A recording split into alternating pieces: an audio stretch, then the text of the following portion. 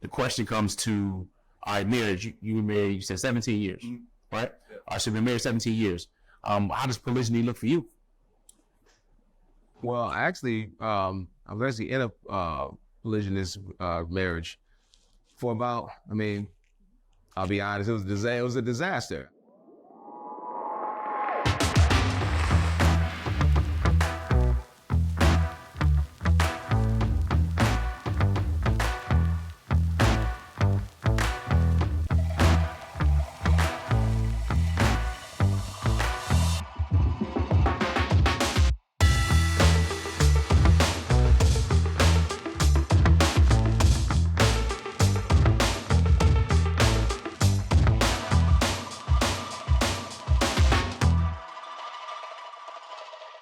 Assalamu alaikum, peace. I am Coach Nazir, one of the founders of Outstanding Personal Relationships, as well as one of the authors of the book, Let's Talk Polygyny Uncensored.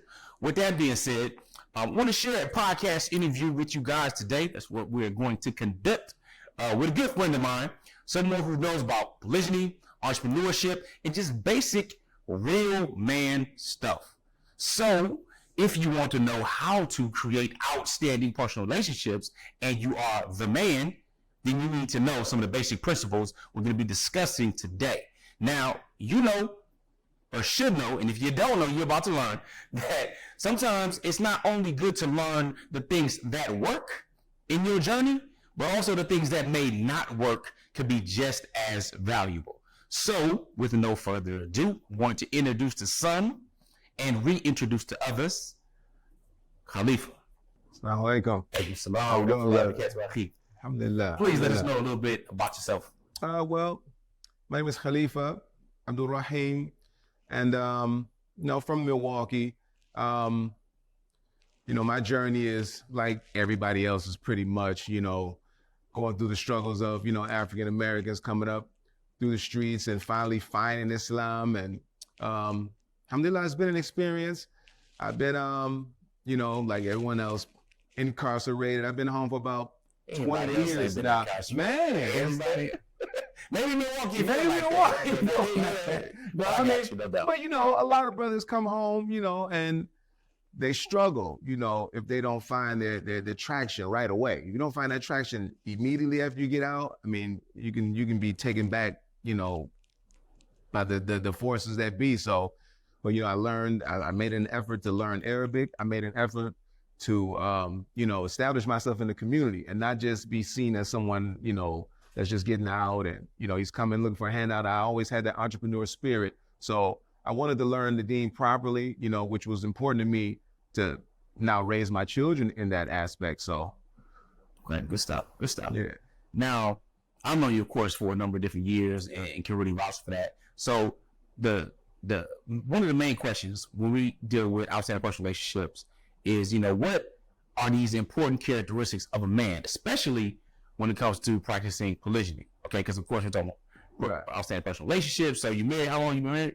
Well, I've been married for 17 years now. 17 years? And I've been with her since 1999.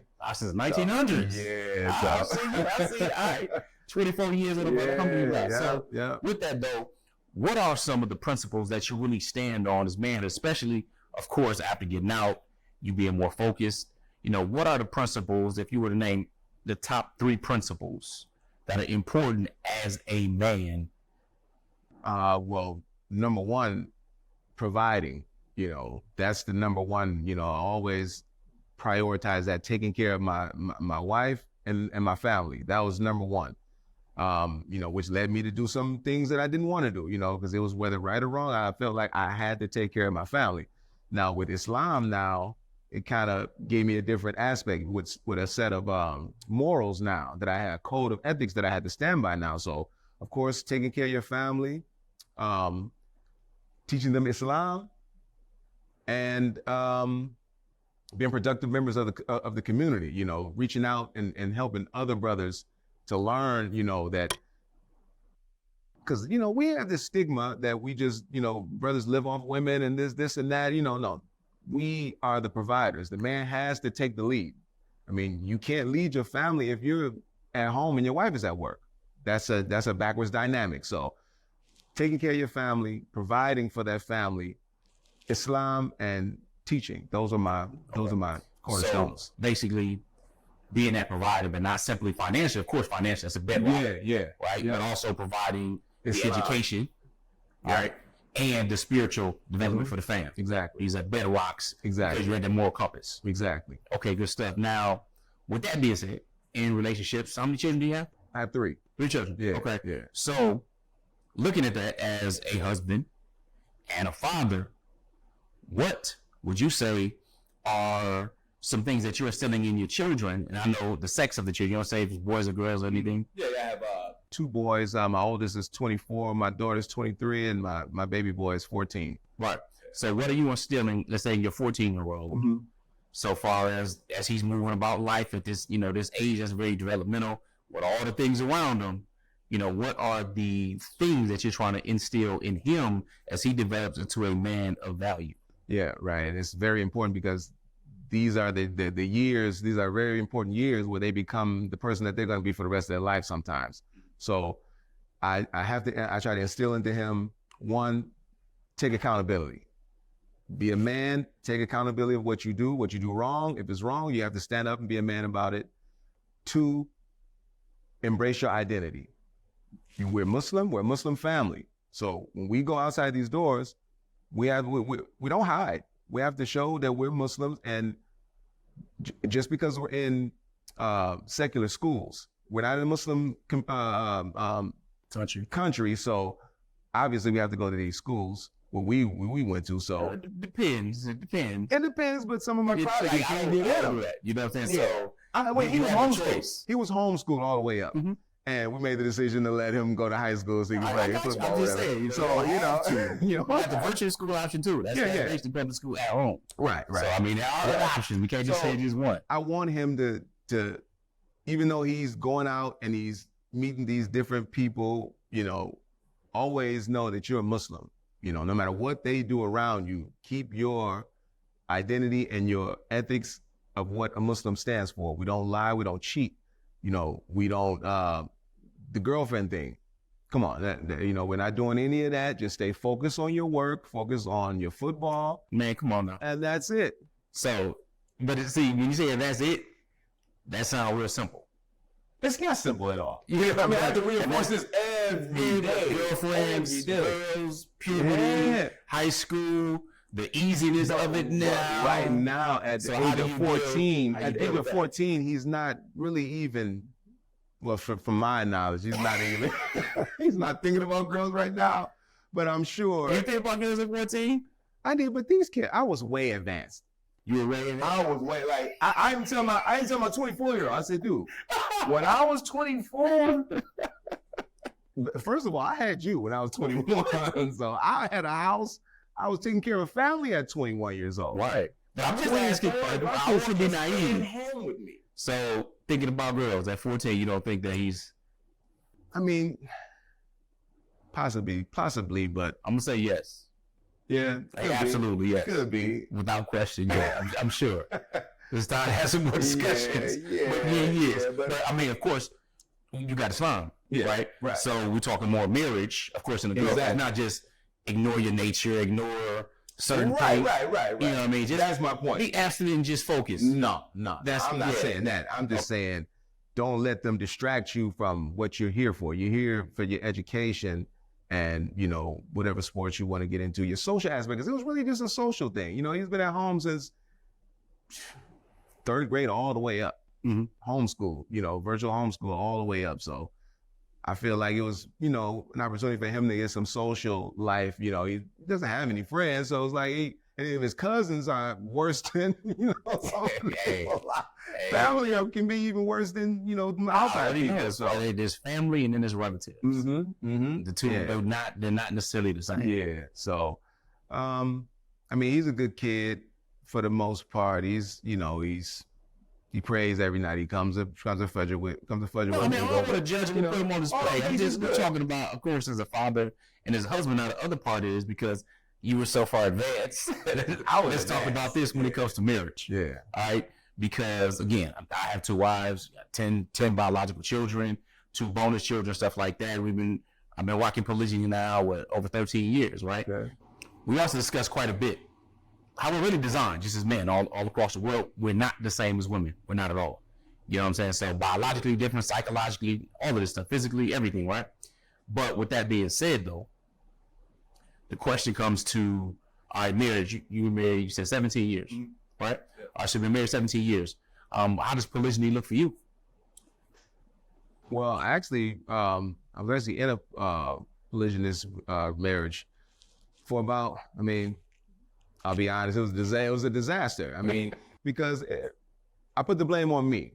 You know, like I said, I preach to my son accountability, so I take accountability for the damage that was done with it. You know what I mean? For one, it was a situation, okay, my wife wasn't Muslim at the time. So which one? Neither one. It was 17 years. Oh, okay. So my thinking was, okay, well. But you were Muslim. I was Muslim. So, you got married to her. Yeah. And she was non-Muslim when you got married to her. I was with her before I became Muslim. Right. And then I became Muslim, and then I'm waiting on her to become Muslim at that time. And my thinking was, well, since she was dragging her feet with it, okay, let me go give me another wife. And she was like, okay, I can have my cake and eat it too. But the whole thing was messed up because I ended up finding another non-Muslim who obviously, she took Shahada before the marriage, but I mean, it was beneficial for her because, she knew the whole thing of, we take care of our women and this and that. And so it was, and then the second thing, Right, so when you did practice polygyny, the incoming wife had become Muslim. Mm-hmm. Was your first initial wife Muslim at the time? No, she wasn't. So she was still non-Muslim. She was still non-Muslim. Okay. Yeah. So I was like, okay, well, you could do. And how long into your marriage was that? Oh man, maybe about 6 years. Okay. 6 years into marriage.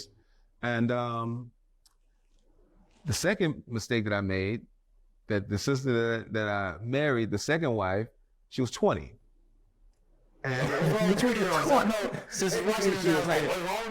I mean, but she was so immature, and that's what destroyed everything. I mean, it would be times where everything was going smooth for about 5 months, 6 months.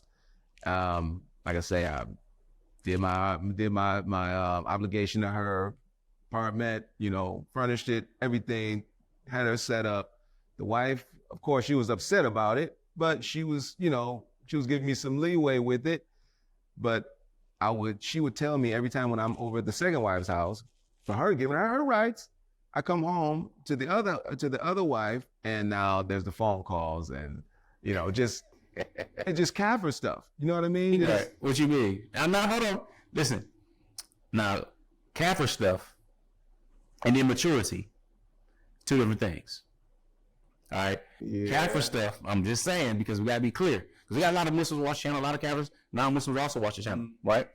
But we see sometimes Muslim Kaffirs are very mature. Yeah. And then Muslims can be extremely immature. Mm-hmm. So is it a Kaffir thing you're saying? Like she called it, I'm gonna come through for Christmas, or is it immature? I would say it was immature because it was just, vulgar stuff. I don't even want to say it was so out of order. You know what I mean? Yeah, no doubt. And that was from the Muslim, or that was from the Muslim. But new Muslim, brand new. So that was coming out of her. The petty stuff, the immature, all that. It was coming out of her. It was just digging at the wife that I've been with for the 6 years previously. So she old and this and that and this and that, and it is constantly every other day, and it's like, sister, you gotta chill. You gotta stop that. So let me ask you, what made you get or choose a new convert or somebody who was about to convert and all that versus the sisters who already been Muslim, maybe raised Muslim for years, that are still looking for husbands? Because we get that question all the time. Because our brothers overstepping us. Yeah. One was she didn't have any kids. Mm-hmm. That was one thing. She didn't have any children. And the second was, it was convenience. It was convenience. Like I say, because I had a grocery store and she would frequent the store. I was talking about, You know, and then it just snowballed into this, and then it was like, that was a bad decision. That was just a bad decision. Okay. So what are some of the lessons you learned from that, from your perspective? Because of course you didn't want to go back and forth between houses, taking accountability and stuff for it. So what would you lay out as the things what not to do as a teaching lesson for men who are looking at practicing polygyny, no matter their, religious background? I would definitely say look for one, a Muslim. She has to be Muslim already. I mean, she has to be a Muslim. So Muslim men encourage Muslim women. Yeah, she has to be. Not so they have a non-Muslim. Right. Muslim women came in. Yeah. She has to. Clear. Yeah, she has to be a Muslim already. And then not looking at everything what's going. I mean, we can look at beauty, but at the same time, that can get you jammed up a lot of times too. Because if that maturity isn't there. So what you're saying is men are seduced by their eyes. Absolutely. If women are seduced by their ears, because we share their people all the time. They can cloud your judgment, everything else. Now, you absolutely should include it because it's important. It's very important. However, you can't let that cloud your judgment on other behavior and character of the particular woman. And jumping too fast as well. I mean, that was too fast. Yeah. I mean, it was. I encourage women, if you're a new convert, do not get married for the first year and a half. Exactly. Study, learn your way of life, everything else, because you got predators that come out. Mm-hmm. Right? Oh shit, you shot her. Next you know they're preying on sisters and stuff like that, taking advantage of them. Yeah. They don't know their thing and maybe in a tough position, so they compromise and get abused and walk right into it. Or they don't have a wali or a wakil that does his job as a representative, just somebody that just stands in for whatever she wants. Right. So I don't encourage it at all, no matter really what the situation. It end up pushing her back out of Islam. Exactly. She had such a bad experience where she's like, I'm done with Islam. For one, she did it anyway to marry the Muslim brother in the first place. Right. So if that doesn't work out now, I mean, what does she has left? She goes right back to what she's been doing. So what would you have done different?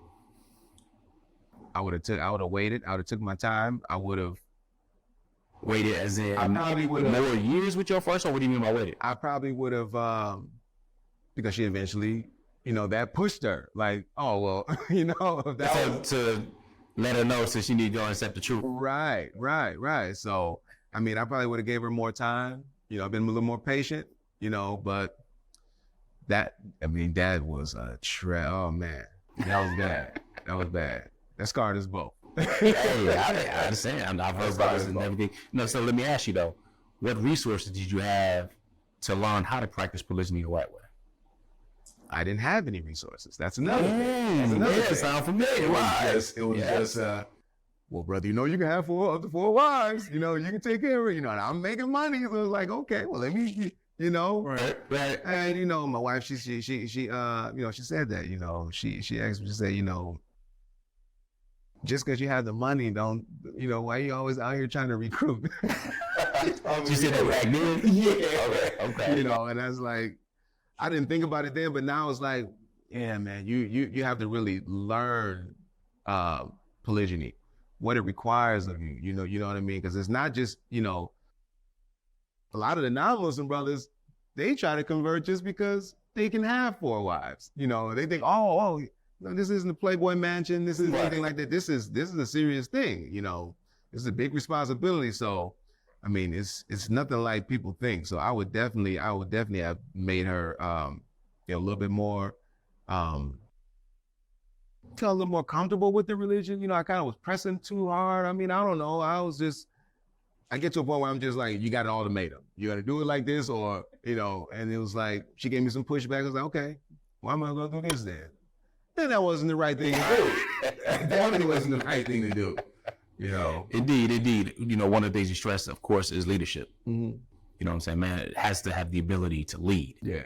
You also have to be emotionally intelligent. Mm-hmm. Right, to know when and where to go ahead and put ultimatums or different boundaries or when not to. You know what I'm saying? Because ensuring that care and concern. Right. All right. You don't have to apologize for a design model. That's already in you. You create that way. It's not like you're out there just thirst trap trying to catch chicks and all that kind of stuff. You know what I'm saying? You were younger. You were immature yourself. Right. Didn't have any different resources. Of course, being mentally on top of it, but also fiscally fit. Let's talk about that, because another thing we hear quite a bit is, he ain't got the money to do it, but he out there trying to do it. Right. Now, in your situation, your wife was like, just because you got the money to do it, don't mean you qualified to really do it. Right. And she was pointing at my immaturity, my understanding of it, like you said, emotional, intelligence. And, I didn't grow up that way. I grew up rough, it was hard to even express our feelings to anybody. You know what I mean? You wouldn't cry in front of anybody. So and that's why I push that on my kids as well. My two sons, it's okay to cry. Tell me how you feel. My wife, she has a thing with the kids where she don't like talking back. She's like, who like talking back? When I say something, that's and I don't hear it. Right. Me, I engage. I like, I want them to tell me how they feel. Don't just shut them up. Like, no, be quiet. Right, we balance each other out. Yeah. So I like them. I let them talk, and because I gotta get to know them. I want to get to know them and how they feel, and because now you can engage with them in a more personal way, instead of just like a parent over, guardian over them. You actually know them and what they're going through and stuff like that. So it makes the relationship a lot easier to kind of steer them in the right way, because they trust you now, because you understand them. Girl, what's wrong with you? Girl, polygamy. I'm hearing it everywhere. Polygamy this, polygamy that.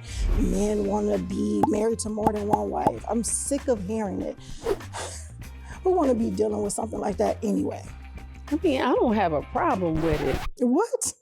Well, I mean, if it's done right. Who's doing polygamy right? Where can you even find how to do polygamy right anyway? What was that? I heard that too. What is this? Wait a minute. Let's Talk Polygamy Uncensored? The practical no-nonsense guide to practicing polygamy right? You heard that right. And if you want to get your copy shipped to your door, make sure you go to letstalkpolygamy.com so you can learn how to practice polygyny properly. Right, you built that bridge. That's one of the 3 C's to talk about, being that confidant. Mm-hmm. Yeah. All right, being approachable. So that's excellent. Yeah. Now, when talking about polygyny, though, see, oldest is 24, right? Then you have a daughter, then you have a younger son, which years ago. So how did that impact the children? You think about the kids. How did that impact the children? Even though it was a short time, I know. It was a short time. But was there any? There wasn't really a big impact. I mean, the youngest one was about 7 years ago. So he was 7, and 16 and 16 and 13. So I mean, 16, the years we getting off on the math. If it was about 6 years in the marriage, so that's about 11 years ago. So he was probably about 3. Yeah. So yeah, that's what I'm saying. So, yeah. It's a minute, but he's about 3 years old. So he's small. Maybe I didn't see it. I mean, coming from a man, I'm working. I'm just. This store, I was trapped in that store for 12 hours a day. So when I come home, I didn't really see anything. They would come, hang out in the store sometimes, but with me, they didn't really have any problems. I'm sure she, when they were at home with her, I'm sure she had some things to say, but I didn't see anything. Okay. Let's talk about entrepreneurship and making sure you have that fiscal foundation taken care of. Yep. All right. We said even before, you might have had the wrong product. Right. Let's talk about the right product and that mentality, and how significant or important is that when it comes to being a husband and leading your family?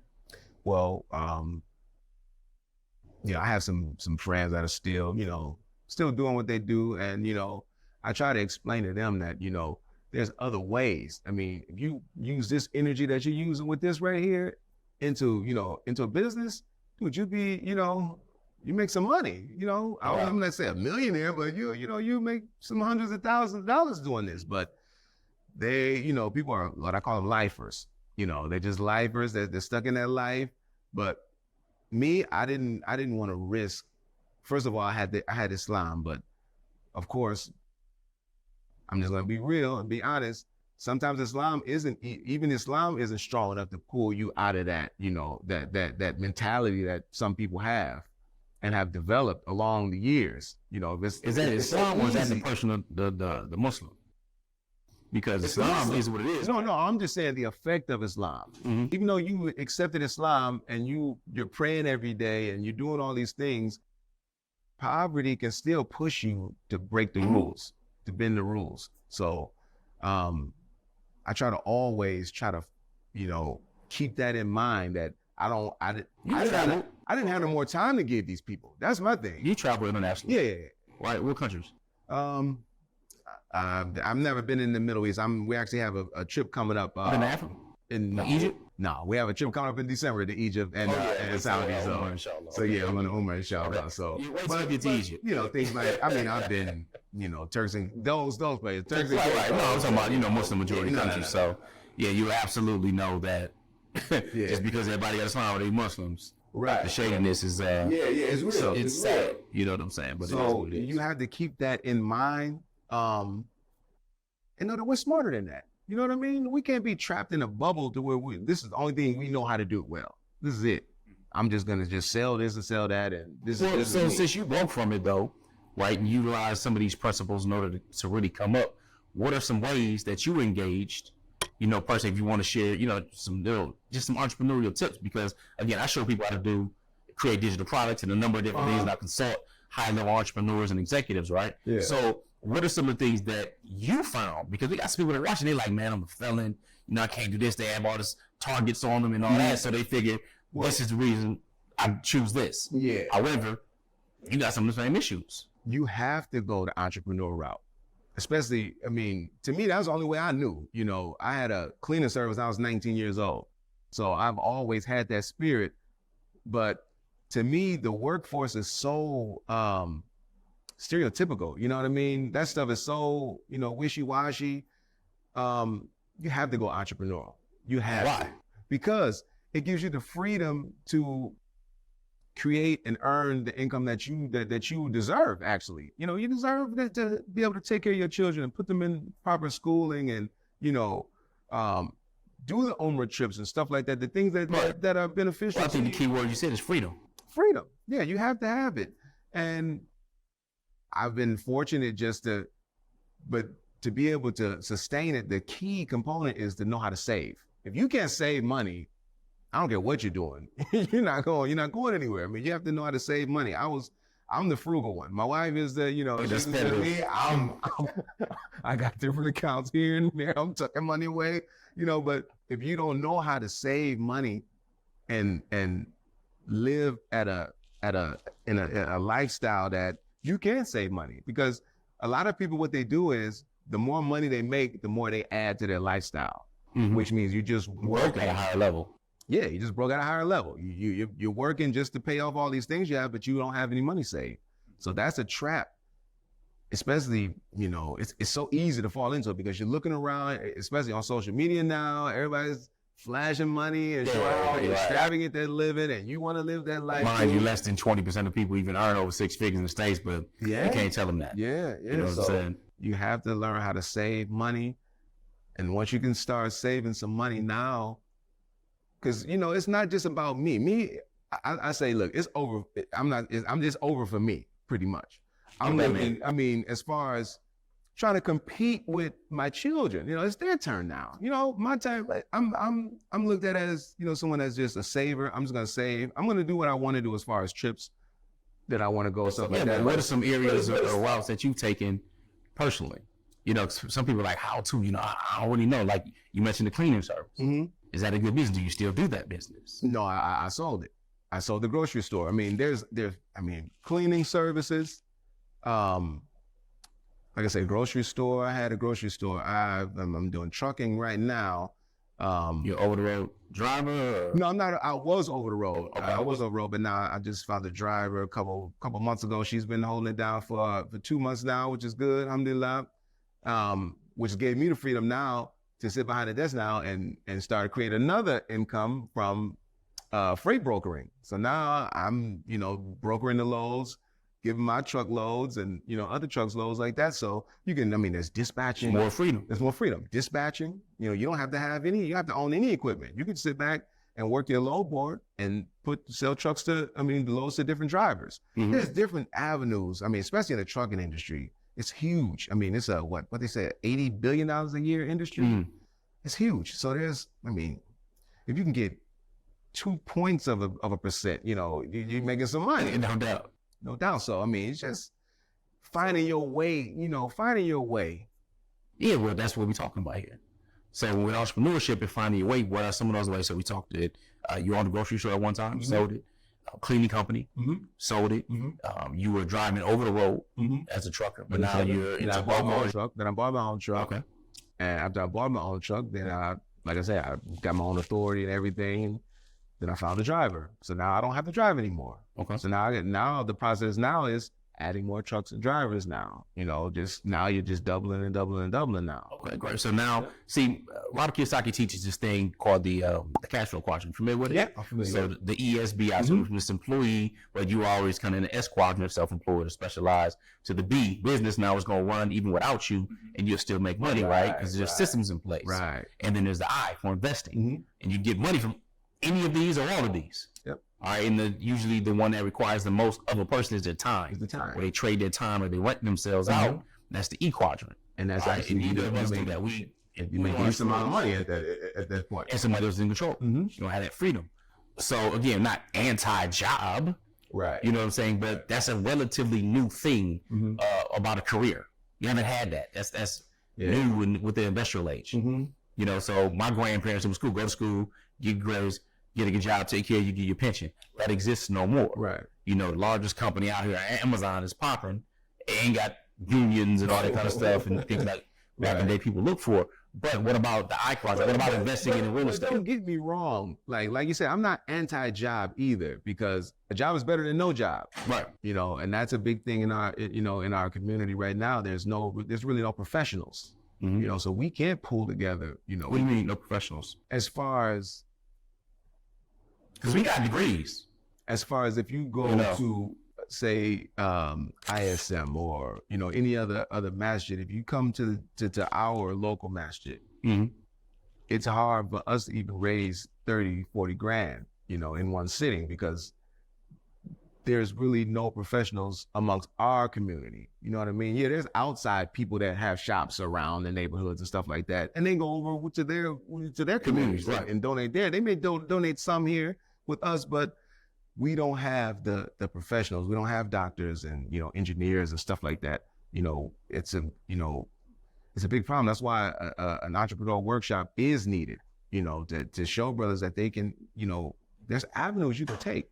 It's not hard to set up a cleaning service, carpet cleaning. It's not hard to doing what you're doing. This is podcasting and stuff like that. There's lots of money in this. So there's avenues. You can't be trapped and think, oh, well, I'm just stuck, But getting back to what you were saying about the investing, that's where I'm at right now. As far as, like when I said, it's over for me. I'm not really competing with anybody anymore. I just want to sit back and invest for my children, their children, to now start setting up generational wealth. No doubt. That's my goal right now. I don't care about this. So what do you invest in? You invest in businesses? You invest in property? I'm investing in property. I'm investing in stocks. I've been fooling around a little bit with some day trading. So, Learn to read them charts, bro. Yeah. Start with the basic candlesticks and wicks. Oh, yeah. So I've been doing some stocks. Crypto, crypto's still around. I'm not letting it go. I don't care what It's a nice little bull market going right now. Yeah, I don't care what they're saying about crypto. I'm in crypto. Like I said, I'm always opening. So I'm assuming that being that you have the saver mentality, you're also protecting your assets by keeping them versatile and diverse. Right. So you got crypto, investing in shares and companies, different stocks. Right. You got real estate. You know what I'm saying? So just making sure that your money is making money. I share with people a lot of times that the reason you work a job is because your money is unemployed. And many of us don't know how to stash or put or invest somewhere. And the sad part about it is that you don't invest in yourself to learn it. Right. We'll go to school, get degrees and everything else all day. and spend tens of thousands or even $100,000 to go in debt Yeah. and end up not working in that field about 70% of the time. Mm-hmm. You know? Yeah. So that never interested me. So when you said the entrepreneurial route, especially if you got a target on, you got a felony or anything like that, Right. you know, you're proving that whole thing wrong and that there are other options depending on how you think. Right. Because I got out of prison with a degree in welding. Mm-hmm. I couldn't get a job anywhere. I mean, I'm a welder, and I couldn't get a job anywhere. So I said, you know what? As a brother, you know, as a frequent the mass shit, I said, brother, matter of fact, I went to Juma and I seen a brother, somebody posted up, they were selling a store, 15 grand. So I said, okay. Which one? Was that on Villa? It was on the south side on Rogers. Oh, okay. On Rogers on the south side.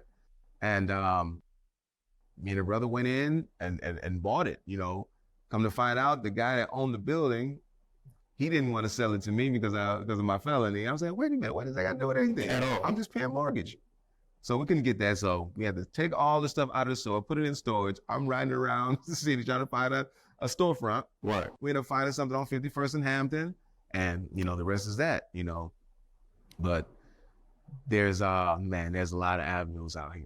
No, indeed. That's great. That's good to know, because what would be some resources you suggest some people getting their mind right for entrepreneurship?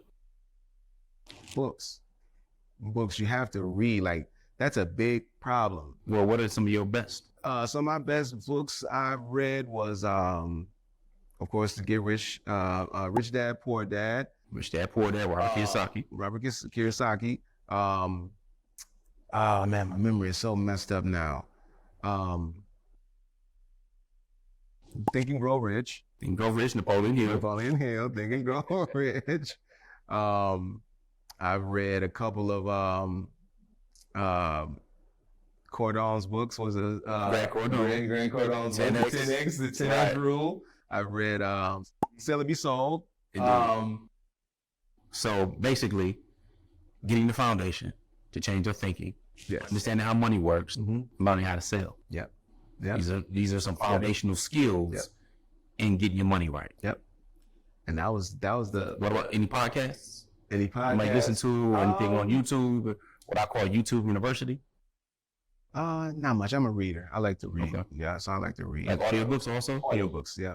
Okay. Yeah, because I was over the road so much, so I put an audiobook on and I'm just down the road 10 hours. So Indeed. yeah. The getting your mind right. You have to get your, because if you think poor, you're gonna stay poor. If you think you can't achieve it, you won't achieve it. And that's the biggest hurdle. Actually believing that you can accomplish that goal. I mean, people get turned down so much. I mean, people around you, the bad influences around you, man, you can't do that, man. How you finna do that? You can open a store. I mean, you know how hard it is, and it can be done. Like, Right. I remember that was the epiphany for me, selling. That's what I wanted to talk about, the selling. You have to know how to sell. That's what I'm actually going through right now. I'm learning, I'm reading books on how to sell, because, I mean, that was the epiphany. I'm in the truck and I'm like, things are slowing down because of the market. Market got hit real bad. There were, so many during the pandemic, so many truck drivers started their own freight companies. So many MCs were created, trucking companies were created. So it kind of oversaturated the market. So now there are more trucks than there are loads right now. So the brokers are they're in control now, so now they play games in the market. So they say, okay, we're gonna take this load. It's really 2,000. We're gonna put it out there for 12 and make y'all fight over the 12. That one made me want to get into the broker game. And two, it was like, wait a minute. We're fighting over what these brokers are giving us. We have to get customers. If you don't have a customer base, I mean, that's the backbone of every business. Absolutely. If you don't have a customer base, you don't have anybody to sell to. So now you're forced to take what these guys are playing around with. So it's like, listen, I got to go. I got to learn how to sell. So now, I mean, I do 2 hours cold calls for my brokerage, and I do 2 hour cold calls for the actual trucking company to search for, because we're trying to get direct shippers. If you don't have direct shippers, you don't have any customers. Right. And now you're left with, but this is a hard game, man. Cold calling, but you got to be built for that, man. I mean, and you can make 100 phone calls and everybody tell you no. So it's, you have to just constantly reevaluate what you did, what you said over the phone call, and, you know, just go at it again. Go at it the next day. Go at it the next day. I mean, something's going to break through. The guy has to. It has to. So what I'm hearing you say, though, is that constantly investing in upgrading yourself and your skills, Exactly. which is what allows you to be able to make moves at different points of your life and have that freedom. Exactly. Because if you stay, I mean, it's like levels. Just like there's levels to you as a person, your skill set. I mean, you're only going to be paid for what your skill set is.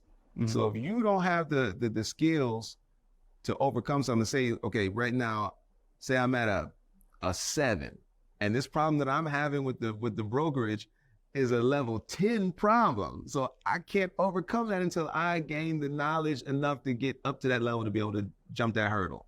Indeed. That's how it works. Yeah. Indeed. So how many letters? That's excellent. So now, in kind of bringing this back a while, because we want to talk about again manhood. Okay. All right, manhood, masculinity, being that provider, how you demonstrated that, you know, especially when it comes to, you know, relationships. But so you practice polygyny. Mm-hmm. It wasn't the best thing. Matter of fact, it was something that you said still got some issues. Yeah. You and your initial wife. From that, so are you a polygynist man? Would you still say Yeah, yourself? absolutely. I think I would be a little more transparent with it. I would be a little more, as far as her, a little more patient with her, understanding it. I mean, because she understands it. The thing was, she didn't like her. You know, maybe if I involved her in the process of you know, finding another wife, maybe that would work. But it was just the digs. You know, she was like, oh, no, I can't. You know, I can't deal with someone like that. Yeah, I mean, you know, there are some people that come into things with I'm gonna take over mentality. You said that whole immaturity thing. Yeah. Because a lot of times the second wife will come in and say, okay, well, I'm gonna move her out of the way. Right. My intention is to have you to myself. And that's one of the biggest fears initial wives have off the top. Other times it's the initial wife want to jump down your back and threaten, and I'm taking the kid and do, you know. Yeah. So it's a whole bunch of different variables that go on, but it directly ties back to one, the level of maturity of the woman in that, and of course the level of maturity of the man, emotional intelligence. You know what I'm saying? So, you know, when I entered, wasn't the best route. So we shared the ups, downs, the goods, the bad, the ugly as well when it comes to polygyny in particular. So what I'm hearing though is that you are an MBA. I mean, you're married but available. That's right. That's what most brothers got. You have one wife, that means you're married, but you got 3 more shots. You know, you're married but available, but might not necessarily be openly looking. Right. Yeah. I'm not actively looking, but I mean, if the opportunity comes, you know, I'm open. Okay, good stuff. All right. Well, appreciate the honesty. Yeah. You being transparent. Now, what is it, you know, at this point of where we are in wrapping up, you know, what is the impact? What is the thing that you really want to leave to the world? Maybe it's a part of your Sadaqah Jariyah or whatnot. What message or what would you like for those who are watching it to benefit from knowing the brother Khalifa? Well, one, I would just want to leave a message to whatever brothers that out there that are watching, that, you know, you can improve, you can get better as a Muslim, as a man, eventually as a husband and a father. And, you know, don't let your mind be shackled down by, you know, this society. You know, always think big, because the bigger you dream, you know, the more things that attract to you. You know, you attract things to you, the bigger you dream. So don't let yourself be bogged down by this society. I can't do this. I can't do something. You have to learn. Like, that is we have to learn. That's whether it's your deen, first and foremost, learn your religion, learn business, learn entrepreneurship. You know, there's numerous YouTube channels, podcasts. Me, I like to read. So books, I mean, that can evolve your knowledge and your skill set. Learn some type of skills. Like I said, we don't have the professionals. Learn a trade, some type of skill. I mean, you can still work. You can still get a job and work, but learn that skill in trade or whatever. And like I said, you're only going to be paid as much as your skill set demands. So the more you improve yourself and your knowledge, the more you can climb up this social ladder, this economic ladder, you know? Indeed. So again, hitting right to the point that many of us struggle with, especially in the States or wherever you're really from. You know what I'm saying? When it comes to money, getting the bag and having it instead of looking like you have it, valuing style over substance. Yep. It's important to get these principles, understand you can grow and reach higher levels in different parts of your life. And that's what helps you become outstanding. So with that being said, appreciate you for coming on. I feel for your love, which means may Allah reward you with imminent good. I mean, all right. I mean, with that, we're going to say free Philistine. Free Philistine. We appreciate you tuning in. If you like what you heard, share down in the comment section below what jewel you took away from this entire conversation. What is it that really got you? Maybe gave you an aha moment or a breakthrough moment. All right, or maybe something you disagree with or you didn't like, all right, or you could relate to. Let us know in the comment section below. I appreciate you. Remember that a wish changes nothing, but a decision changes everything. And some of the resources you can benefit from that he already shared with Rich Dad, Poor Dad, or Robert Kiyosaki, or Napoleon Hill, or Grant Cardone. You know, search, be proactive instead of reactive. So far as courses, again, I have the Make It, Market It, Monetize It course teaching people how to get their shift together by creating digital assets that come in and pay you 24/7, no matter where you are in the world. And if you already haven't got our book, Let's Talk Polygamy Uncensored, what you waiting for? And let's talk polygamy.com. All right, with that, y'all, I'm out. Remember, wish changes nothing, but a decision changes everything. Assalamu alaikum. Peace. Assalamu alaikum.